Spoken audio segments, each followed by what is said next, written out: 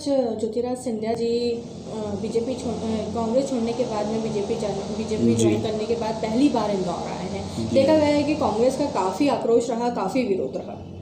देखिए, ये कांग्रेस का आक्रोश नहीं है, ये जनता का आक्रोश है।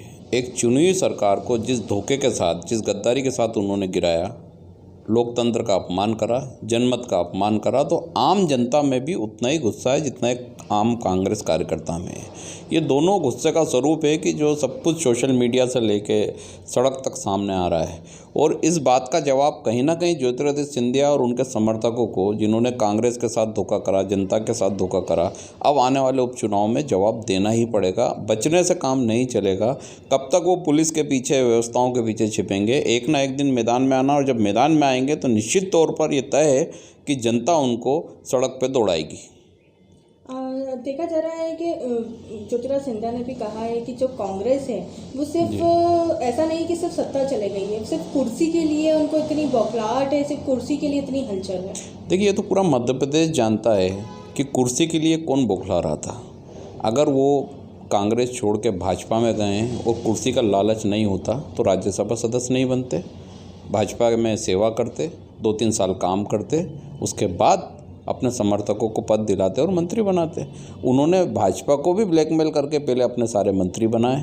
कोप भवन में दिल्ली में बैठ गए थे, आपको ध्यान होगा, शिवराज जी दौड़ते रहे दिल्ली से भोपाल, भोपाल से दिल्ली, और मंत्रिमंडल का विस्तार टलता रहा, बड़ी मुश्किल से बना, और सारे मलाईदार विभाग वो उन्होंने हाथ में ले लिए। सारा खेल पैसे का है। जो कमीशन ज्योतिरादित्य सिंधिया अपने मंत्रियों से लेते हैं, वो कमीशन का खेल है, और वो सालों से चल रहा है, और वो लगातार दबाव बना के ब्लैकमेल की राजनीति करते हैं। और ये जनता उनका असली चेहरा समझ चुकी है कि किस तरीके से उन्होंने ब्लैकमेल करने की कोशिश पूर्व मुख्यमंत्री कमलनाथ जी को करी, और उन्होंने सीधा जवाब दिया कि आपको सरकार गिराना तो गिराएं, सड़क पे आना है तो आएँ। आज अतिथि शिक्षकों को लेकर सड़क पे नहीं आ रहे हैं। आज उनसे सवाल पूछा गया तो सवाल टाल गए कि शिवराज जी उसमें मदद करेंगे या उसको ठीक करेंगे। तो ऐसे लोग जिनके दोगले मुंह होते हैं, दोगली नीति होती है, वो जनता का मुकाबला है, जनता के सामने नहीं जा सकते। वो छिपके रहते हैं और छिपके अपनी बयानबाजी करते हैं। आपके द्वारा एक पोस्ट भी जारी हुआ है जिसके अंदर आपने उनको पास में, जैसे कि आपका कहना है कि जो मंत्री हैं उनको जगह नहीं दी गई है, कुछ उनके चरण के पास में बैठे हैं। किस तरीके का मामला है, किस तरीके से? देखिए, भारतीय जनता पार्टी के नेता बहुत आरोप लगाते थे कांग्रेस पे कि कांग्रेस में हम नेताओं के चरण धोते हैं, चरण वंदना करते हैं। आज हमने देखा भारतीय जनता पार्टी के नेता, जो शहर अध्यक्ष हैं, वो दरबान की तरह खड़े थे। एक जिला अध्यक्ष हैं, वो मुंह पे वो मास्क लगाने के बाद हाथ बांध के खड़े थे, 2 दरबान जैसे खड़े हैं। और तीसरी तो हद हो गई, जो शहर अध्यक्ष के उम्मीदवार थे उमेश शर्मा जी, जो बुद्धिजीवी कहलाते हैं, वो तो ज़मीन पे लेट के ऐसा वीडियो बना रहे हैं जैसे कि उनको दीक्षा प्रदान कर रहे हैं ज्योतिरादित्य सिंधिया, और उनको गद्दारी के गुण सिखा रहे हैं। ये वही भारतीय जनता पार्टी है जिसको आरएसएस ये सिखाती थी कि जी बोलना चाहिए नाम के आगे। वो अब श्रीमंत, श्रद्धेय नारे लगा रही है। श्रीमंत अब ये बोलेंगे, श्रद्धेय अब ये बोलेंगे। 2-3 दिन में ज्योतिरादित्य सिंधिया ने गद्दारी का पाठ भी सिखा दिया है बीजेपी के नेताओं को, और श्री बोलना भी सिखा दिया है, महाराज बोलना भी सिखा दिया है। उज्जैन का आप उदाहरण देखें तो एक मंत्री, जो उच्च शिक्षा मंत्री हैं, वो तो ज्योतिरादित्य खेमे में चले गए। उन्होंने तो बोल दिया कौन सीएम शिवराज, हमारे नेता महाराज। उनको तस्वीरों से गायब कर दिया मंच से, शिवराज सिंह चौहान को। ये भी नहीं सोचा कि एक मुख्यमंत्री है, उनका प्रोटोकॉल है, कम से कम उनकी एक तस्वीर छोटी कहीं किसी कोने में लगा देते।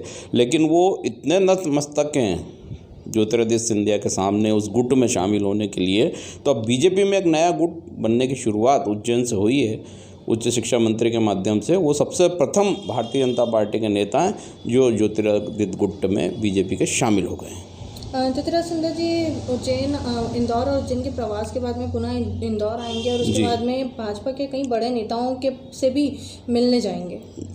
देखिए, वो हर नेता के घर चरण वंदना करने जा रहे हैं, क्योंकि उनका जो उम्मीदवार है वो निश्चित तौर पर यहाँ सांवेर से हार रहे हैं। अब उनकी कोशिश है कि जैसे तैसे करके नेताओं को मैनेज करें। उन्होंने जो यहाँ के विधानसभा 2 के नेता थे, उनको मंत्री नहीं बनने दिया ज्योतिरादित्य सिंधिया ने, पुरानी रंजिश को रखते हुए। कैलाश विजयवर्गीय के समर्थक थे, इसलिए भी उनको मंत्री नहीं बनने दिया। अब चूंकि चुनाव है, उन सबकी मदद चाहिए, तो उनको भी कोई लॉलीपॉप देंगे, उनके घर जाके उनको समझाएंगे कि ऐसा नहीं वैसा है, और समझा बुझा के चुनाव जीत के फिर उनको अपना गुलाम बनाने की कोशिश करेंगे। अगर किसी भी भारतीय जनता पार्टी के कार्यकर्ता में थोड़ी भी अगर आत्मसम्मान है, तो शायद वो ऐसी परिस्थिति से गुजर के काम करना तो इज्जत का काम नहीं है। क्या लगता है आपको, जो अभी तक एक कड़े विरोध के अंदर खड़े हुए थे, दो पक्ष के अंदर खड़े थे, विपक्ष में खड़े हुए थे, आज उन्हीं जो विपक्ष में खड़े हुए लोग थे, आज उन्हीं के साथ में मिलना, उन्हीं के साथ में बैठना, किस तरीके से देखते हैं इन सब चीज़ों को आप? देखिए, ज्योतिरादित्य सिंधिया वो शख्स हैं जिन्होंने अभी अपने उद्बोधन में सवेरे एयरपोर्ट पे यहाँ तक बोल दिया कि उन्होंने इसको गौरव बता दिया, गद्दारी को। उनकी दादी ने जो करा था उसको गौरव बता रहे हैं, सरकार गिराना, और अपने पिता को भी उस गद्दारी में शामिल कर लिया, जबकि उनके पिता कभी भी गद्दार नहीं थे। वो कांग्रेस के पूर्व केंद्रीय मंत्री रहे, चंबल और ग्वालियर में उन्होंने काफ़ी काम किया, लेकिन कभी भी विचारधारा से समझौता नहीं किया। अब उनके पुत्र ऐसे हैं जो अपने पिता को ही गद्दारों की श्रेणी में शामिल करने की कोशिश कर रहे हैं, लेकिन कांग्रेस ऐसा नहीं मानती है, क्योंकि वो एक सुलझे हुए नेता थे और उन्होंने चंबल और ग्वालियर के विकास के लिए काम किए। अभी जो चंबल एक्सप्रेसवे, प्रोग्रेस वे का नाम अटल जी के नाम पर किया गया है, क्योंकि अटल जी की जन्मस्थली ग्वालियर थी। इसमें भी हमारा ये कहना है, कांग्रेस का ये कहना है कि जो माधवराव सिंधिया जी ने बहुत समय तक कांग्रेस में रहकर राजीव जी के नेतृत्व में, नरसिम्हा राव जी के नेतृत्व में अनेक विकास के काम करें, जिसकी पूरी मैंने श्रृंखला दी है, तो वहाँ उस एक्सप्रेसवे में अटल माधव एक्सप्रेसवे नाम होना चाहिए। चूँकि ज्योतिरादित्य सिंधिया सत्ता के लालच में, महत्वाकांक्षा में अपने पिता के नाम पर कालिक पोतने में लगे हैं, लेकिन कांग्रेस का डीएनए गद्दारी का नहीं है, इसलिए जो सच है वो सच हमेशा कायम रहेगा।